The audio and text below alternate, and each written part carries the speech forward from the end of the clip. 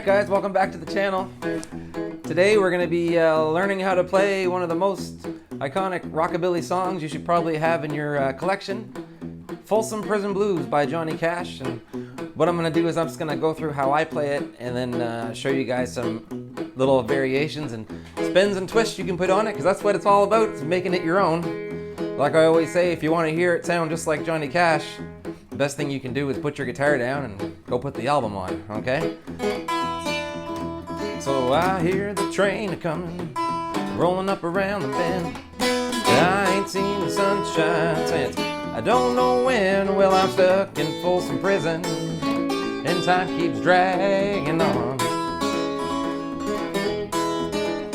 But that train keeps a-moving on down to San Antonio. And you pick it a little.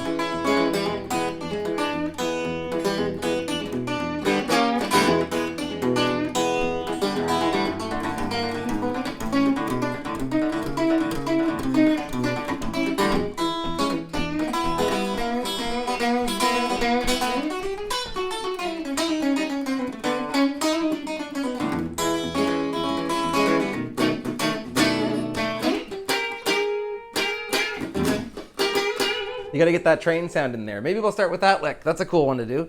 Get your, that's a lot of fun to play, guys. Okay, so the train thing, how I'm getting that, I'm thinking about my E major chord up on the 12th fret. And I've got the, let's see here, I got 13th fret on my G and 12th fret on my B. And that gives me the 3rd and the 5th of my E chord, but if I go back 1 fret, I can bend them up. And it sounds like a train. The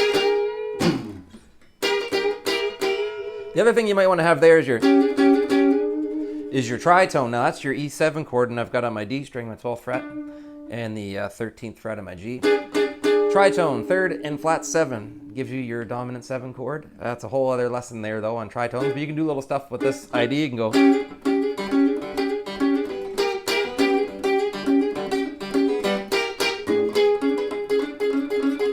That's Stevie Ray Vaughan lick from Scuttlebutton. Lots of fun there. Okay, so the song starts. It's in the, I'm not too sure. Some of those old Johnny Cash songs are in odd keys. It might be an F, but I always play it on E in a lot of bands, and people you see out playing Folsom Blues, you'll see it being played in E most often. So anyway, it starts off. You pretty much got to do that, okay? That sets it up. So that's the 2nd fret on my A string. And then this thing's a little buzzy today. So 2nd fret of my A. And then I go down to the 1st fret of D string. Back to that B note on my A string again. And I go here on the 2nd fret. Okay, now if you wanted to make it sound more bluesy, you would go over here to the 3rd. And that would give you your, you'd be in your blues minor scale there. This gives a more major sound, and I think this is probably the way Johnny Cash, Luther Perkins would have did it. You can also do a rake. So what I'm doing there is kind of muting all my strings on the way up, and then grabbing the last one. And you gotta pull it down so that you look cool when you do it, see? Okay, so it's in E, and you could play it like, you could strum it, train a coming, right? Or you could do it like Johnny Cash, like on the record. I like to do 2 hits on my D string. Now some people do 1. I'm going E, D, A, D on those strings. Maybe twice on the D, maybe once on the D. Or you could even vamp your E string. Hear the train a-coming, come around the bend. That's a nice one to do. Hit your 3rd on your E note. You could do the Brian Setzer way. You could put your pick in your index finger here and do it like Chet. It's a nice way to play too. Okay, then we're going to go down. It goes to A chord after that. That's your 2nd chord. Your pattern changes though on the A for the train beat, and you're going to get your A string, your D string, your E string, and your D string. You can always do the double up too on the D string.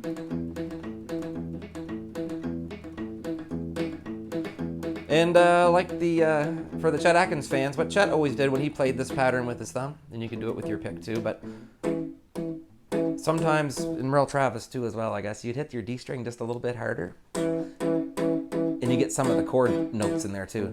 You don't have to be very precise with it, with this kind of idea here. You just kind of Just keep banging away, as I say. Okay, then back to E chord.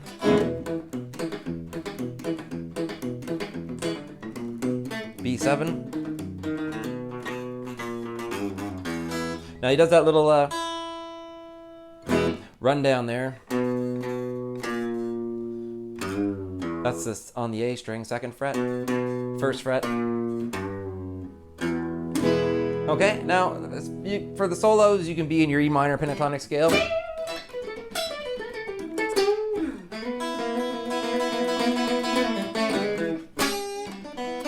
For any kind of solo you want to work up for it, you can hit, this is a couple things that are cool for this song, is hitting your E diminished chord.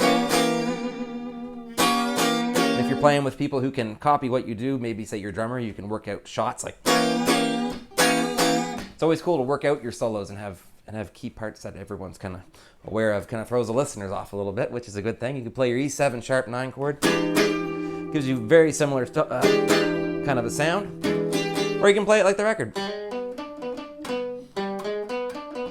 Or you can go down here. And then on the record, it just goes to A and does a train beat. But you can do other things. That's a cool run to get. Off your A, you could have your A and you come over here, hit the 5th fret. You could vamp that A and or rip off in your pentatonic scale. You could use your major pentatonic scale, do some pentatonic bends. Hit them with a Merle Haggard lick. Okay? And that's just a couple ideas. I don't want to go through too much details of soloing. Maybe one trick for the B chord. You could hit this chord here. It's like a 13 chord, I think. It's always a neat chord to have, and you can do like those kind of movements. And then you always want to end this song with a little 6/9 chord down here. Handy little chord to have for ending country and rockabilly songs as well. All right, hopefully these tips help you cats out, learning some Johnny Cash riffs and tricks, and I'm just gonna jam for a minute, and thanks for watching. We'll see you next time. Don't forget to hit the like and subscribe.